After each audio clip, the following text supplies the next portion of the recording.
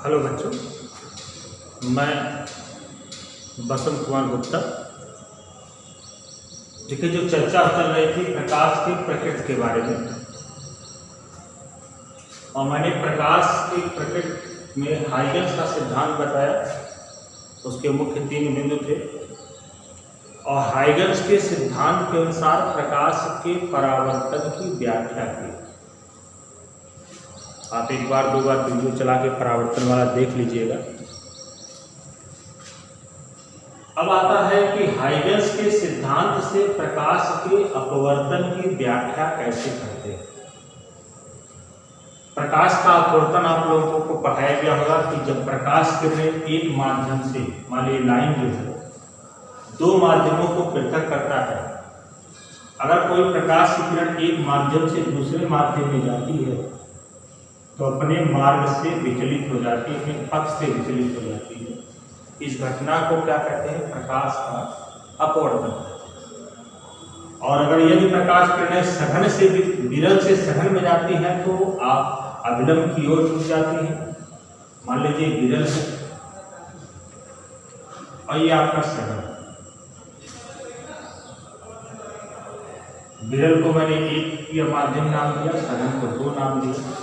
हमारी किरणें विरल से सघन में जाएंगी तो अविलंब की ओर झुक जाएंगी। इस किरण को बोलते थे आपतित किरण, इसको बोलते हैं आपतित अपवर्तित किरण, और ये आपतन बिंदु कहलाता है। ये आपतन बिंदु पर अविलंब। आपतित किरण और अविलंब के बीच जो कोण बनता है उसे आपतन कोण, और अपवर्तित किरण और अविलंब के बीच जो कोण बनता है उसे क्या कहते हैं? अपवर्तन या आपतन कोण या अपवर्तन। और इसी के आधार पर प्रकाश के अपवर्तन के 2 नियम थे।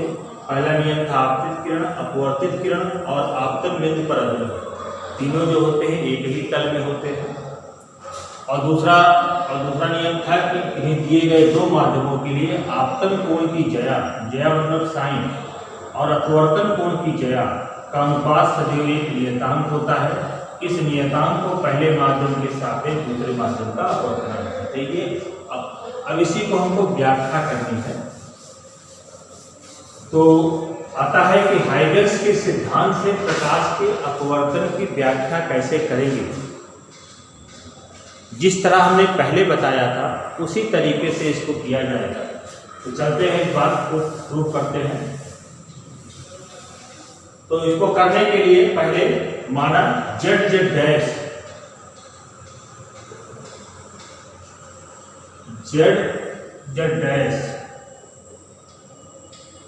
एक अपवर्तक पृष्ठ है।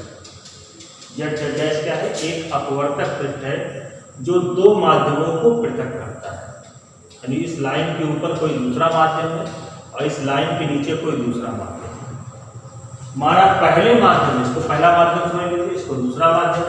पहले माध्यम में प्रकाश की चाल मान लीजिए v1 है और दूसरे माध्यम में प्रकाश की चाल कितनी मान लीजिए?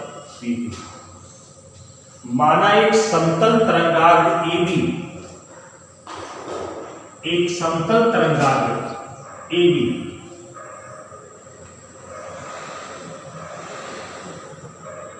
I कोण पर इस पृष्ठ पर तिरछा आपतित होता है। I कोण पर क्या करता है? इस पृष्ठ पर तिरछा आपतित होता है। I कोण पर इस पृष्ठ पर क्या होता है? तिरछा आपतित होता है। और समय t बराबर 0 पर यह पृष्ठ को बिंदु A पर स्पर्श करता है। अच्छे तिरछा आपतित होता है। और समय t बराबर 0 पर यह पृष्ठ को बिंदु A पर स्पर्श करता है। माना अब देखिए तरंगाग्र की तिरछा आपतित होगा तो ऐसे ये बढ़ता चला जाएगा। तो माना तरंगाग्र के सिरे B को पृष्ठ के बिंदु B डैश तक पहुंचने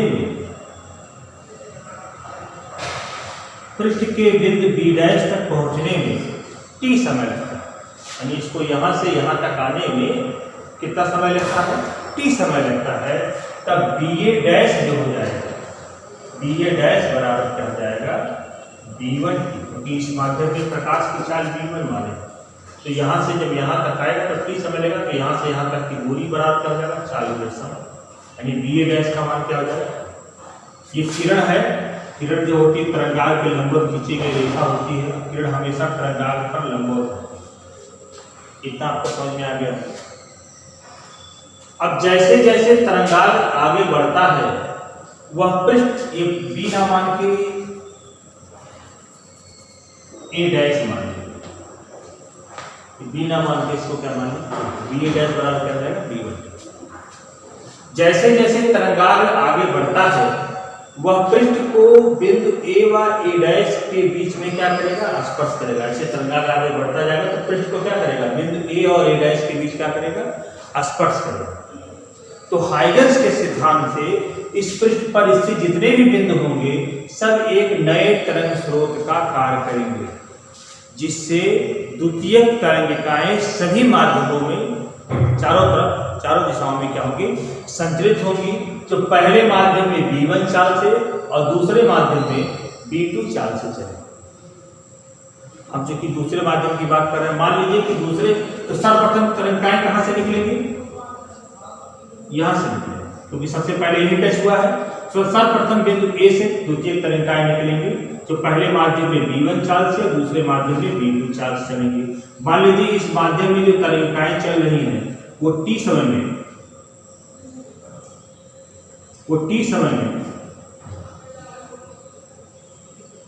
AB डैश दूरी तय करती है। यहां से जो तरंगिकाएं चल रही हैं वो T समय में कितनी दूरी तय करती हैं, AB डैश दूरी तय।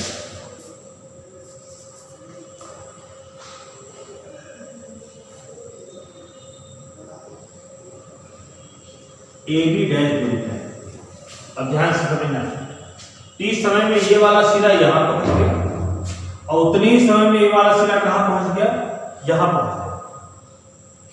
ये सिरा देखिए यहां पहुंच गया और ये वाला सिरा कहां पहुंच गया, यहां पहुंच गया। तो इसको इसलिए अतः A डैश B डैश को मिलाने वाला जो पृष्ठ होगा,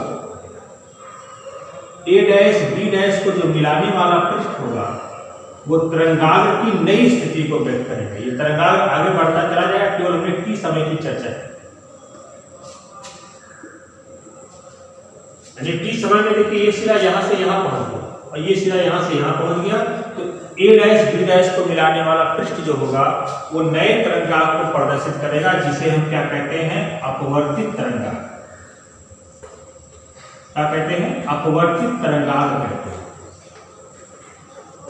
और ये वाला जो आपका AB आपका था वो आपतित तरंगाग्र है।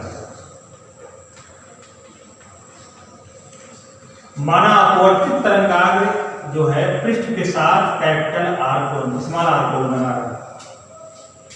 इतना समझ में आ गया।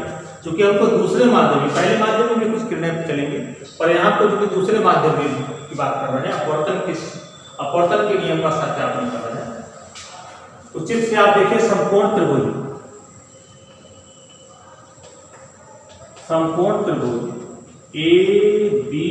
A डैश में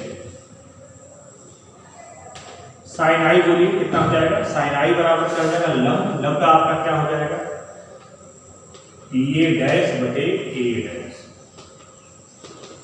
BA डैश का मान B1T बटे A डैश। अच्छा, जो तरंगिकाएं यहां से चली हैं वो T समय में कितनी दूरी तय करती हैं, AB डैश दूरी तय करती है। किस चाल चलेंगे, B2 चाल से चलेंगी। तो AB डैश का मान कितना हो जाएगा, B2। अभी समकोण त्रिभुज में देखिए, इसको संबंध नंबर 1 कह दीजिएगा। समकोण त्रिभुज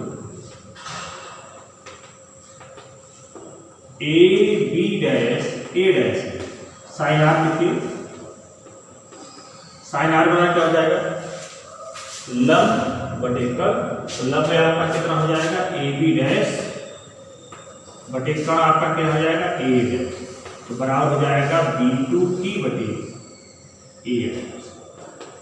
ये संबंध नंबर 2 हो गया। समीकरण 1 और 2 को ध्यान से देखिएगा। 1 और 2 से अपान कर दीजिए, बटे करिए इनका, साइन आई बटे साइन आर। तो जब भाग देंगे तो A डैश कट जाएगा, T कट जाएगा, तो क्या बचेगा, B1 बटे B। क्योंकि B1 जो है पहले माध्यम में प्रकाश की चाल है वो नियत है, और B2 दूसरे माध्यम में प्रकाश की चाल है वो भी नियत रहेगी। इसका मतलब साइन आई बटे साइन आर का मान क्या हो जाएगा, नियत आर। यह है अपवर्तन का दूसरा नियम। ये तो है अपवर्तन का नियम कि दो माध्यमों के लिए आपतन कोण की ज्या और अपवर्तन कोण की ज्या का अनुपात सदैव नियतांक होता है। ठीक है, तो यह अपवर्तन का दूसरा नियम है। परंतु चूंकि हमने किसके लिए पढ़ा है, हमने किसके लिए पढ़ा, किरण के लिए पढ़ा। तो किरण में अगर आप देखेंगे तो वही चीज इसमें भी आएगी। इसको आप आपतन बिंदु पर अभिलंब खींचेंगे तो ये कोण अगर आप निकालोगे तो आई होगा, और ये कोण निकालोगे तो कितना हो जाएगा, आर होगा। अब निकालना चाहोगे तो निकल जाएगा।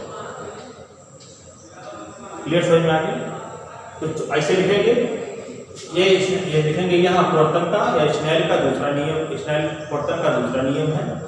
ठीक है, चूंकि किरणें तरंगार के अभिलंबोत होती हैं, अतः आप किरणें आपतित किरण और अपवर्तित किरण आपतन बिंदु से क्रमशः स्मॉल आई और स्मॉल आर कोण बनाए। दूसरा आप देखेंगे चित्र से स्पष्ट है कि आपतित किरण, अपवर्तित किरण और आपतन बिंदु पर अभिलंब तीनों एक ही तल में है। यह अपवर्तन का पहला नियम है। इस प्रकार अपवर्तन के नियम की व्याख्या हो जाती है। पहला नियम मैंने दूसरा नियम पहले व्याख्या किया कि साइन आई बटे साइन आर का मान क्या होता है, नियतांक होता है। तो आप अगर चीज से देखेंगे तो आपतित किरण, अपवर्तित किरण और आपतन बिंदु पर अभिलंब तीनों एक ही तल में है, जो अपवर्तन का पहला नियम है। अतः हाइगन्स के अपवर्तन के नियम की व्याख्या होती है, या प्रकाश के अपवर्तन के नियम की व्याख्या होती है। समझ में आ गया? तो आगे तो ये तो था कि हाइगन्स के सिद्धांत से प्रकाश के अपवर्तन की व्याख्या हम कैसे करते हैं। दोनों याद रखिएगा, दोनों ही बहुत इंपॉर्टेंट। अक्सर एग्जामिनेशन में पूछा जाता है कि हाइगन्स का सिद्धांत देखिए और हाइगन्स के सिद्धांत से प्रकाश के परावर्तन की व्याख्या दीजिए, या हाइगन्स का सिद्धांत देखिए प्रकाश और हाइगन्स के सिद्धांत से प्रकाश के अपवर्तन को व्याख्या कीजिए, या सिर्फ कभी कभी हाइगन्स का सिद्धांत एक नंबर में है। तो ये आपका था पूरा हाइगन्स का सिद्धांत हो गया।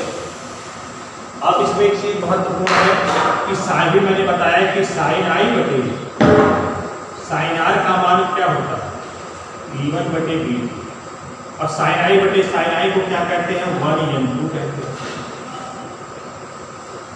यानी कहने का मतलब कि पहले माध्यम के सापेक्ष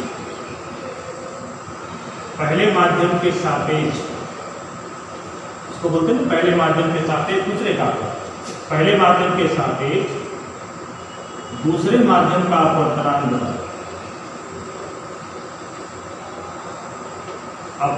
बराबर पहले माध्यम में प्रकाश की चाल, पहले माध्यम में प्रकाश की चाल बटे दूसरे माध्यम में प्रकाश की चाल। ये फार्मूला है, इसको आप याद रखिएगा कि पहले माध्यम के सापेक्ष दूसरे माध्यम का अपवर्तनांक बराबर पहले माध्यम में प्रकाश की चाल बटे दूसरे माध्यम में प्रकाश की चाल। जैसे एग्जाम्पल के तौर पे अगर AMG निकाला, वायु के सापेक्ष कांच का अपवर्तनांक निकाला, तो इसका मतलब होगा वायु में प्रकाश की चाल बटे कांच में प्रकाश की चाल, वायु में प्रकाश की चाल C होती है, मान लिया कांच में प्रकाश की चाल VG। इसी तरीके से AMW निकाला जाएगा तो लिखा जाएगा C/V। इसी तरीके से WNG लिखा जाएगा, जल के सापेक्ष कांच का अपवर्तनांक बराबर जल में प्रकाश की चाल बटे कांच में प्रकाश की चाल। हमने एक बार पहले भी चर्चा किया होगा कि प्रकाश किरणें जब एक माध्यम से दूसरे माध्यम में जाती हैं तो उसकी चाल बदल जाती है, तरंगदैर्घ्य बदल जाती है, परंतु आवृत्ति पर उसका कोई प्रभाव नहीं पड़ता। तो अपवर्तनांक निकालने का एक दूसरा फार्मूला है, अपवर्तनांक निकालने का दूसरा फार्मूला है। अगर V बराबर पढ़ेंगे L लैम्डा से, तो अगर उससे निकाला जाए, यहाँ आप जो फार्मूला इस्तेमाल करेंगे, आपने पढ़ा V बराबर L लैम्डा किसी तरंग के लिए, तो तो अगर वायु माध्यम की बात करेगा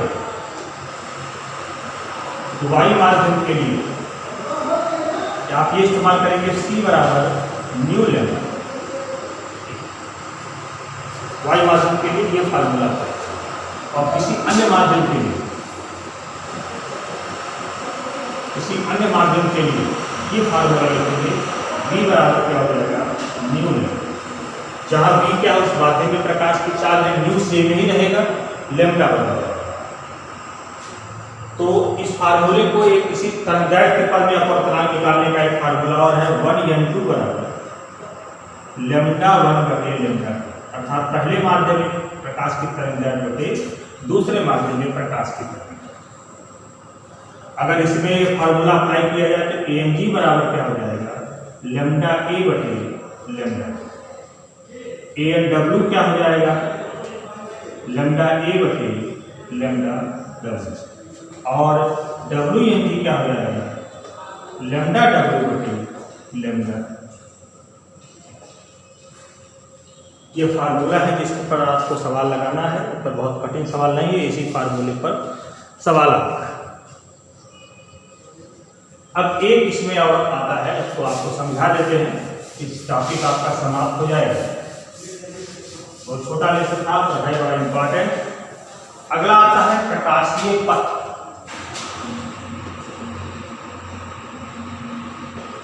प्रकाशीय पथ क्या है?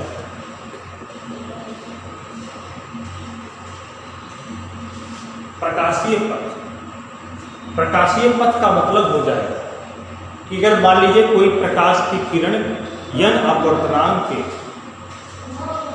प्रकाशीय पथ क्या मतलब होता है, यदि कोई प्रकाश किरण यन अपवर्तनांक के किसी माध्यम में किसी समय में स्मॉल d दूरी तय करे। यदि कोई प्रकाश की किरण यन अपवर्तनांक के किसी माध्यम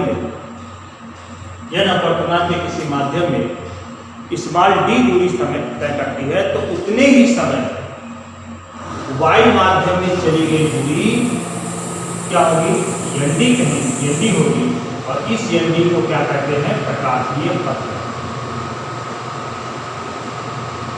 यानी कहने का मतलब ये होगा कि कोई प्रकाश जितने समय में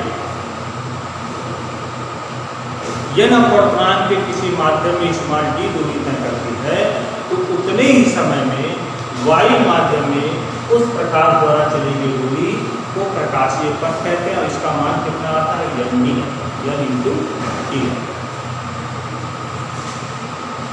अब इसको सिद्ध कैसे करते हैं? मान लीजिए किसी माध्यम का अपवर्तनांक स्मॉल n है, और उस माध्यम में प्रकाश की चाल कितनी है v है, वायु में प्रकाश की चाल c है। माना प्रकाश जो है उस माध्यम में स्मॉल t समय d दूरी तक, तब स्नेल के नियमानुसार n बराबर क्या हो जाएगा v/c। यहाँ पहले क्या होगा माध्यम का अपवर्तनांक बटे वायु में प्रकाश उल्टा c/n बराबर अपवर्तनांक का क्या होगा वायु में प्रकाश की चाल बटे माध्यम में प्रकाश की चाल, माध्यम का। तो v का मान अगर निकालेंगे तो v बराबर क्या हो जाएगा c/, v निकल गया। माना प्रकाश जो है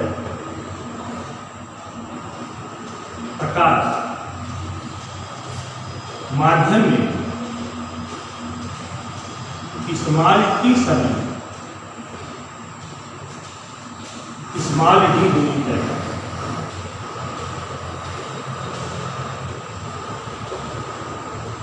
तब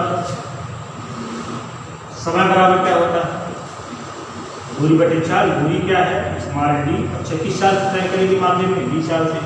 v का ही मान रख दीजिएगा तो t बराबर क्या हो जाएगा t बराबर v का मान रख दीजिए c/n, जब ऊपर चला जाएगा t बराबर क्या हो जाएगा nd बटे c। इतना समझ में आ गया। अतः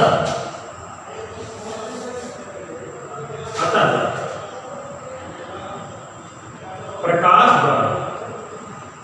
द्वारा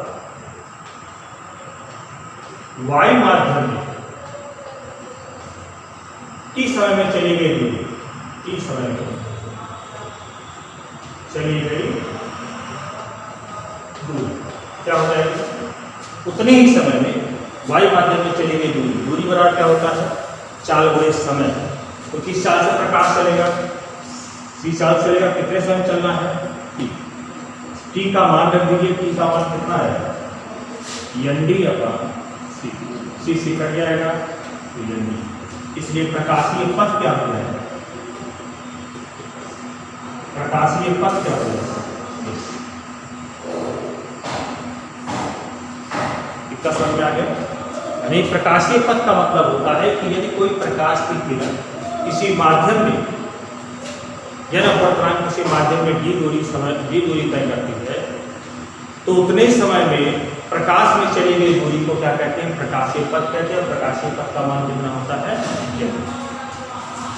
इसी में एक विशेष स्थितियां हैं, मान लीजिए प्रकाश की कोई किरण N1 माध्यम में D1 दूरी तय करती है, N2 माध्यम में D2 दूरी तय करती है, N3 माध्यम में D3 दूरी तय करती है, तो कुल प्रकाशीय पथ क्या हो जाएगा, कुल प्रकाशीय पथ क्या हो जाएगा N1 D1 N2 D2 plus N3, कुल प्रकाश द्वारा चला गया कुल प्रकाशीय पथ। ये चैप्टर अब समाप्त हो गया है। कल हम इससे संबंधित आपको कुछ न्यूमेरिकल बताएंगे, कुछ न्यूमेरिकल आपको देंगे। जो मैंने 3 वीडियो भेजा है इसके पहले वाले, उसको आप अच्छी तरह बेटा समझ लेना, 2-3 बार वीडियो चला के समझ लो, कोई दिक्कत नहीं है। थोड़ा सा ये चैप्टर हट के, तो इसलिए इसको बहुत ध्यान से समझिएगा। आगे की चर्चा कल न्यूमेरिकल की चर्चा करेंगे, तो आगे की चर्चा कल होगी। धन्यवाद।